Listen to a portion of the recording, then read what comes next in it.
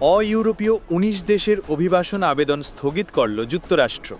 জাতীয় নিরাপত্তা ও জননিরাপত্তার কারণ দেখিয়ে ইউরোপের বাইরের ১৯টি দেশের নাগরিকদের অভিবাসন সংক্রান্ত সব ধরনের আবেদন প্রক্রিয়া স্থগিত করেছে যুক্তরাষ্ট্র।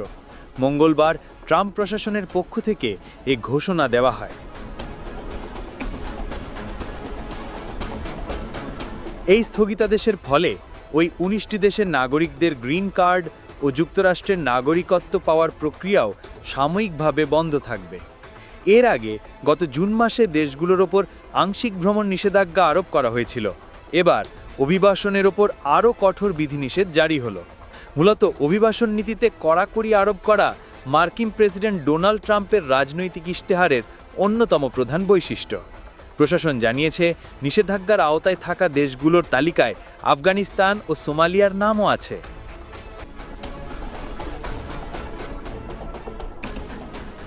নতুন নীতিমালার বিষয়ে জারি করা সরকারি সড়ক মমিলিপিতে বলা হয়েছে, গত সপ্তাহে ওয়াশিংটনে মার্কিন ন্যাশনাল গার্ড সদস্যদের ওপর হামলার ঘটনাই এই সিদ্ধান্তের অন্যতম কারণ। ওই হামলায় জড়িত সন্দেহে এক আফগান নাগরিককে গ্রেফতার করা হয়েছে।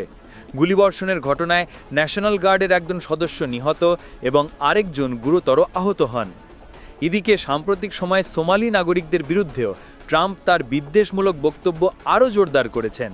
তিনি তাদের আবর্জনা আখ্যা দিয়ে সাফ জানিয়ে দিয়েছেন, আমরা তাদের আমাদের দেশে চাই না।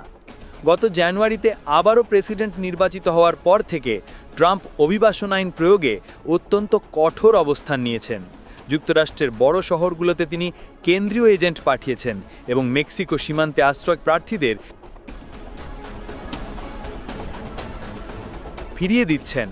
তার প্রশাসন এতদিন মূলত অবৈধ অভিবাসীদের নির্বাসনের বিষয়টি ঢালাওভাবে প্রচার করলেও বৈধ অভিবাসন প্রক্রিয়া পুনর্গঠনের ক্ষেত্রে তেমন পদক্ষেপ নেয়নি।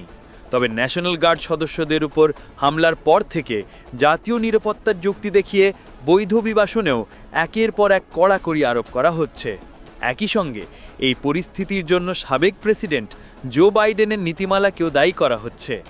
বুধবার প্রকাশিত সরকারি সড়ক মমিলিপিতে যে দেশগুলোর ওপর নতুন কড়াকড়ি আরোপের কথা বলা হয়েছে তার মধ্যে রয়েছে Afghanistan, Myanmar, Chad, Republic of Congo, Equatorial Guinea, Eritrea, Haiti, Iran, Libya, Somalia, Sudan এবং ইয়েমেন।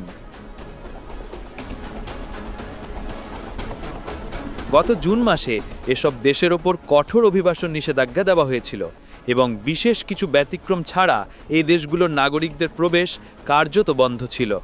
১৯টি দেশের তালিকার বাকি দেশগুলো হলো Burundi, Cuba, Laos, Sierra Leone, Togo, Turkmenistan এবং ভেনেজুয়েলা। গত জুন মাসে এই দেশগুলোর ওপরও আংশিক নিষেধাজ্ঞা আরোপ করা হয়েছিল।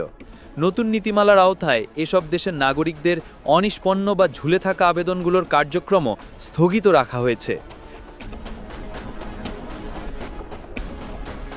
নির্দেশনায় বলা হয়েছে, তালিকাভুক্ত দেশের আবেদনকারীদের এখন পুঙ্খানুপুঙ্খভাবে পুনর্মূল্যায়ন প্রক্রিয়ার মধ্যে দিয়ে যেতে হবে।